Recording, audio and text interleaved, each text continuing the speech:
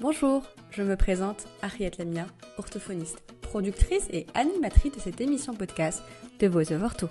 Un podcast qui donne la parole aux orthophonistes marocaines, mais pas que.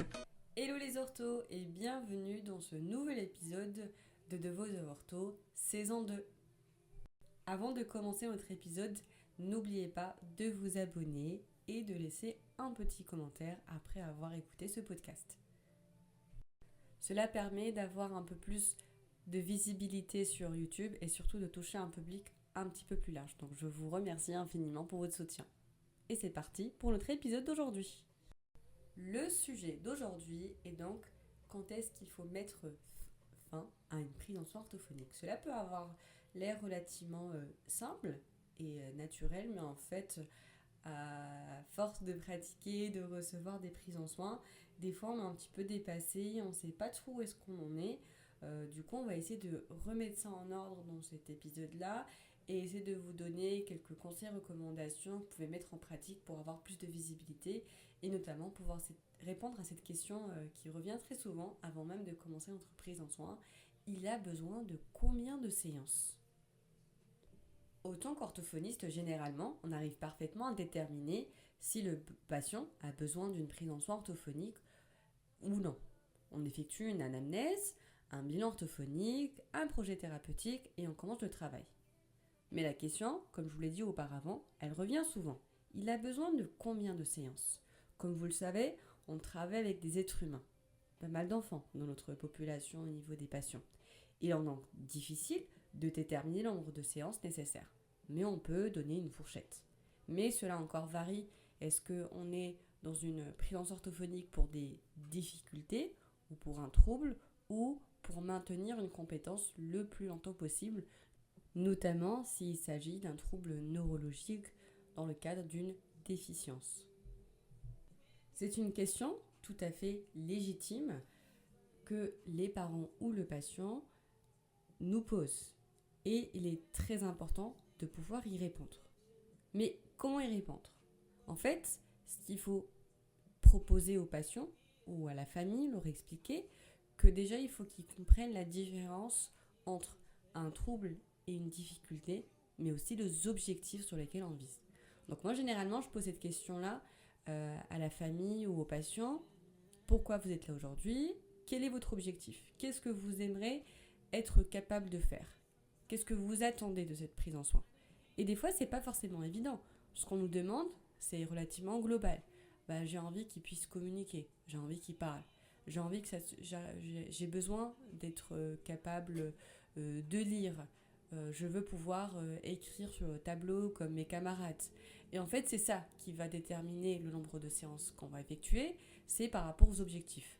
C'est-à-dire qu'au lieu de dire on va faire 5-10 séances, on va dire qu'on va travailler ensemble pour atteindre cet objectif-là. Une fois que l'objectif il est atteint, à ce moment-là, on pourra du coup dire qu'on a fini notre prise en soin. Et vous voyez que là, c'est rassurant pour la famille parce qu'ils savent à quel moment on va s'arrêter, parce qu'on va viser un objectif bien défini, et pareil pour l'orthophoniste, mais aussi pour le patient. Un critère qu'il est quand même important de prendre en considération, notamment dans le contexte marocain, par rapport aux assurances et à la mutuelle. Pas tout le monde a une couverture sociale et pas tout le monde a des couvertures sociales qui peuvent rembourser une bonne partie de la prise en soin. C'est pour cette raison, il faut parler de ce sujet avec la famille ou avec le patient. Voilà vos attentes et ce qu'on pourrait faire. Voilà où est-ce que vous êtes actuellement et pour travailler cette compétence-là par rapport à là où vous êtes actuellement, cela peut prendre un temps, on va dire X. Et par exemple, est-ce que vous, dans votre situation, dans la situation dans laquelle vous êtes, vous pensez être capable d'effectuer combien de séances ? Voilà, donc du coup déjà avoir une idée, il y a des familles qui peuvent se permettre de faire une dizaine de séances, d'autres une vingtaine, d'autres qui sont capables d'effectuer le nombre de séances nécessaires parce qu'ils ont une assurance ou parce qu'ils peuvent tout simplement se permettre. Du coup, ça nous permet nous aussi de voir ce qu'il faut mettre en avant ou ce qui est prioritaire pour nous, mais aussi intégrer le maximum possible la famille dans la prise en soin pour vraiment amener que même dans le cadre où On ne pourra pas effectuer un nombre de séances nécessaires pour arriver à l'objectif visé, mais en tout cas, donner des outils à la famille pour pouvoir au mieux possible aider l'enfant ou le patient dans la gestion ou dans le dépassement des difficultés qu'il rencontre. En parlant de ce côté qui concerne les assurances, la situation financière du patient ou de la famille du patient, il faut aussi voir un autre côté, à savoir les charges de l'orthophoniste. Et ça, c'est un conseil que j'ai envie de donner aux jeunes orthos qui se lancent ou qui se sont déjà lancés dans ce métier-là, qui ont commencé à faire leur prise en soins ou pas encore, qu'il est très important et dans votre droit à vous d'être rémunéré pour votre travail, que effectivement notre travail à nous vise à aider et à présenter des soins à des patients, mais en aucun cas cela devrait avoir un impact sur le fait d'être rémunéré ou soit mal vu ou mal perçu, parce qu'effectivement on a envie d'aider les gens, mais au final c'est un métier avant tout et que c'est dans votre droit à vous d'être rémunéré pour ce que vous faites à la fin de la journée. Et effectivement, comme je disais, quand on commence à travailler, on a tendance à mettre un petit peu en deuxième plan le côté rémunération et le paiement des séances, alors que ça ne devrait pas être le cas. Et comme vous le savez certainement, c'est qu'il y a une tarification au niveau du Maroc en ce qui concerne le tarif des séances d'orthophonie. Effectivement, cela peut un petit peu varier selon les régions, mais n'empêche que je vous invite fortement à contacter le syndicat des orthophonistes ou encore l'association des orthophonistes de Casablanca, parce que du coup vous pouvez avoir tous les renseignements nécessaires et pour ne pas forcément du coup tomber dans des pièges ou faire des erreurs de parcours que vous pouvez très bien éviter.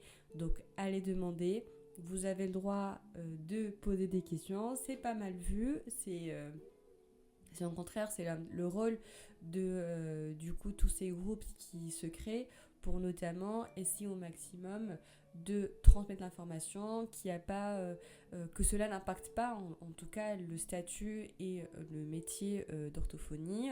Donc je vous invite fortement à vous référer à l'association de Casablanca et région, même si vous n'êtes pas de Casablanca. C'est une association qui est assez actif par rapport aux autres associations qui peuvent exister, ou s'ils existent toujours, je ne sais plus.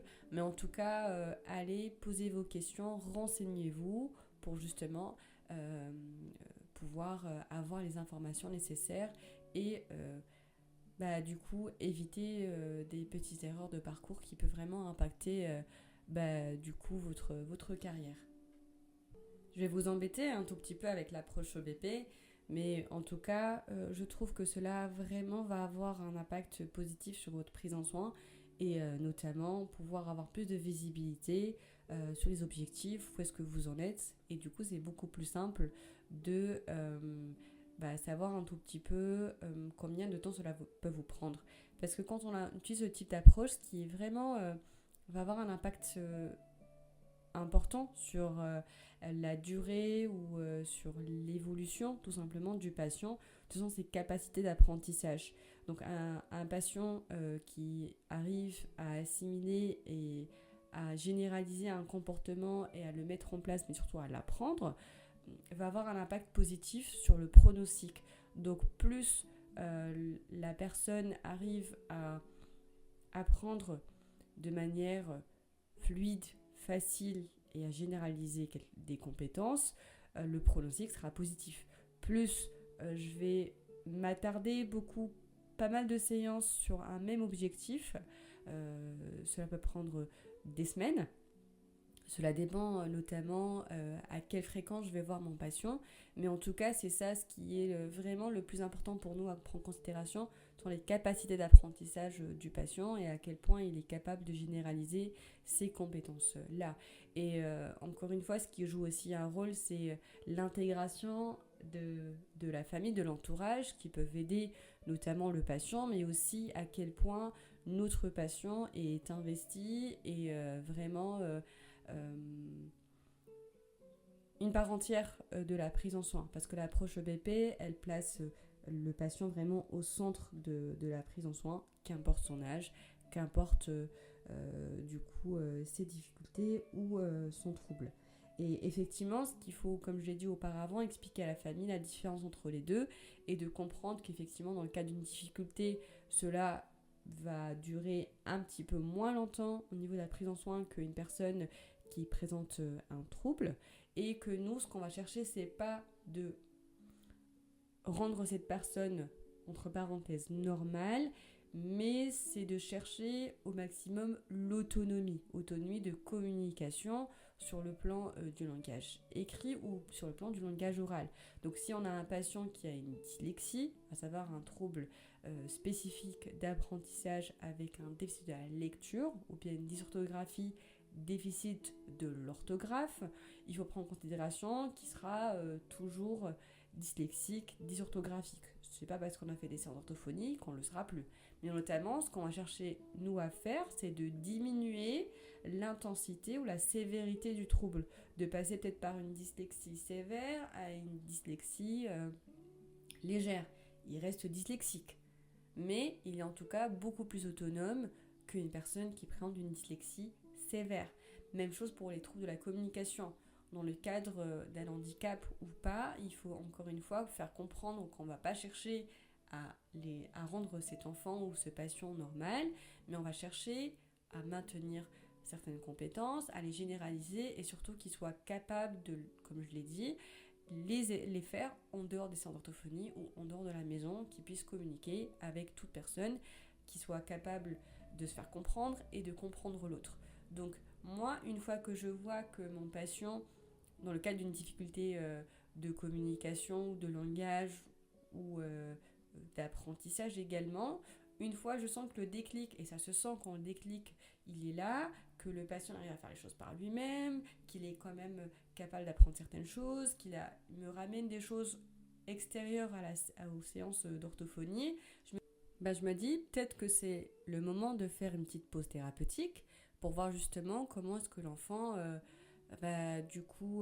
puisse évoluer par lui-même. Et généralement, quand on fait cette pause-là, ce que me dit la famille, c'est qu'il continue justement à évoluer, à apprendre de nouveaux mots, à les utiliser. Donc là, c'est dans le cadre d'une difficulté. Et je trouve que c'est très important de faire des pauses thérapeutiques de temps en temps pour voir un tout petit peu comment ça se passe quand l'orthophoniste elle n'intervient pas. Parce que comme je le disais, notre objectif à nous, c'est de permettre à l'enfant de s'approprier les choses et à lui apprendre d'une manière peut-être différente par rapport à d'autres, à percevoir et s'approprier les choses qu'il entend dans son environnement. Parce que c'est ça, l'enfant, il apprend par imitation, mais chaque cerveau fonctionne différemment. Il y a d'autres où on a besoin de les accompagner, de leur montrer comment faire, d'autres qui peuvent le faire de manière tout à fait naturelle. Dans le cadre d'un trouble, à ce moment-là, c'est tout à fait différent parce que les objectifs, on va mettre en place des objectifs atteignables.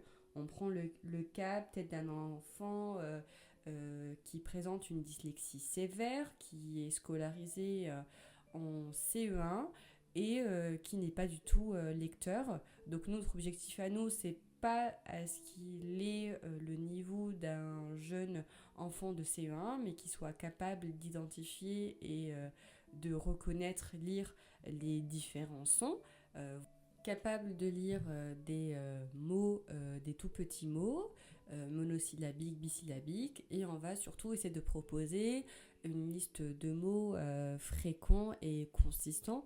On ne cherche pas à piéger l'enfant, on ne cherche pas à proposer des combinaisons relativement rares qu'on ne va pas forcément rencontrer, parce que même si l'enfant il a peut-être un niveau de lecture, on a réussi à avoir un niveau de lecture de CP, et on peut dire quand même que ce sera un enfant qui sera capable de suivre en CE1. Effectivement, il ne pourra pas lire certains mots, mais n'empêche que les mots de base, il sera capable de les identifier, il pourra écrire des mots également simples, consistants. Quand je dis consistants, c'est-à-dire que au niveau des combinaisons, c'est des combinaisons qu'on va beaucoup retrouver.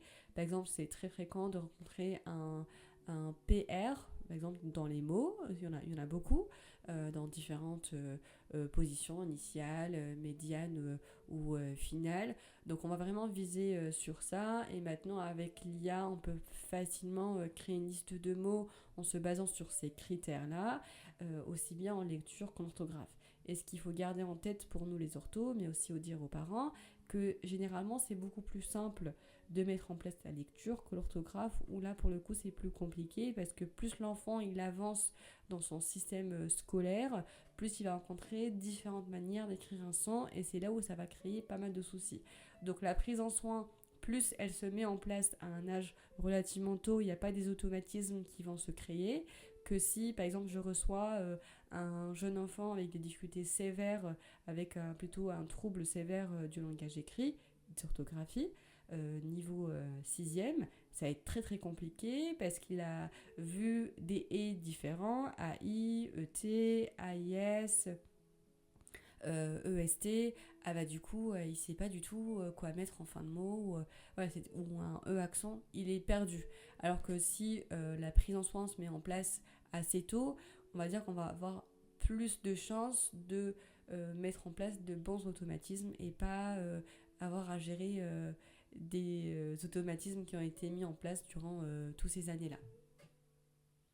Et comme j'ai dit au tout début, ce qui est important, c'est de comprendre qu'on est face à des êtres humains, à des personnes qui peuvent être fatiguées, malades, pas motivées, notamment quand c'est les vacances, que c'est l'été, que les frères et sœurs sont devant la télé en train de s'amuser et lui doit venir faire sa séance d'orthophonie, qu'il y a les cousins qui sont chez la grand-mère et que lui il peut pas aller tout de suite parce qu'il doit faire sa séance, bah ça aussi ça rentre en vigueur. Après, il y a pas mal de parents qui demandent à ce qu'on fasse du coup une pause thérapeutique pendant les vacances scolaires, mais ce qu'il faut savoir, c'est pas parce que c'est les vacances scolaires qu'il faut faire une pause thérapeutique, c'est par rapport où est-ce qu'on est avec le patient.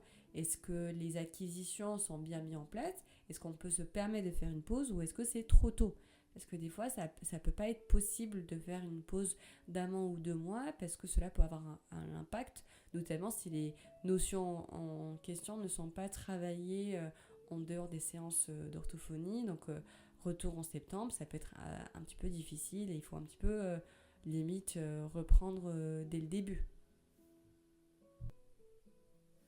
Dernier point important à vous rappeler, c'est que quand on est face à des personnes qui présentent des troubles, on ne cherche pas à les mettre dans la norme, on essaie au maximum de les rendre autonomes et surtout à mettre une distance et plutôt le placer d'une zone pathologique à une zone orange, jaune. Donc je fais référence par rapport au test Evaleo, 6-15 ans. Et c'est ça en fait qui va déterminer l'efficacité de la prise en soin. Est-ce qu'on peut faire effectivement une pause thérapeutique ou tout simplement arrêter? Parce que comme je disais, face à des patients avec des troubles sévères d'apprentissage, on ne peut pas les accompagner pendant toutes leurs années d'études. Ce n'est pas possible, même pour nous, ça va être compliqué à long terme, parce que voilà, l'enfant il va avoir un petit peu marre de nous voir, il va être fatigué, et il va voir que ça peut durer, voilà, que c'est pas forcément agréable et c'est pas productif du tout. Donc moi, ce que je recommande, c'est de se mettre d'accord, ce que nous on veut faire. Comme je vous ai donné l'exemple d'un jeune enfant qui était non-lecteur, nous, ce qu'on visait, c'est qu'il était capable de lire des mots. On y arrivait, on peut faire une pause. Et après, on voit comment il s'en sort et peut-être reprendre par la suite quand il sera face à de la difficulté de compréhension ou peut-être plus sur tout ce qui est conjugaison, grammaire à gérer, à leur expliquer. Mais en tout cas, je trouve que c'est beaucoup plus efficace que d'accompagner, notamment quand c'est des prises en soins à long terme qui ont déjà duré 2 ans et d'accompagner sur toute une année scolaire. Je trouve que des fois, c'est pas forcément super pour l'enfant parce qu'il va être démotivé, il se dit bon, moi je viens là, ça fait 1 an que je suis avec l'orthophoniste, que l'année prochaine, rebolote c'est pareil, du coup c'est compliqué. Mais si par exemple on va proposer des petites pauses thérapeutiques ou plutôt des prises en soins très très intense sur un court terme, s'arrêter, ou sur des objectifs bien spécifiques. Par exemple, là, en ce moment, il a vraiment un problème avec ce souci-là, on va travailler uniquement sur ce point-là. On ne va pas chercher à gérer plusieurs problèmes en même temps. Et c'est ça, en fait, qui va amener à ce que vous avez plus de visibilité et rendre vos prises en soins efficaces et pouvoir par la suite de prendre de nouveaux patients, de répondre à de nouvelles demandes et pas être saturé au niveau du planning parce que vous avez les mêmes patients depuis 1 an et que vous n'arrivez pas à faire une pause thérapeutique ou à déterminer si oui ou non on peut du coup mettre en fin cette prise en soin parce qu'on a atteint nos objectifs. Certes, il y a toujours des choses à régler, mais en tout cas les objectifs essentiels ils sont là et qu'il est autonome et que maintenant c'est à lui d'apprendre à vivre et à gérer son trouble dans la vie de tous les jours. C'est la fin de cet épisode. Je vous remercie beaucoup d'avoir écouté cet épisode-là. Si vous êtes resté jusqu'au bout, merci beaucoup. Et moi, je vous dis à très bientôt pour un nouvel épisode de The Voice of Ortho. Au revoir!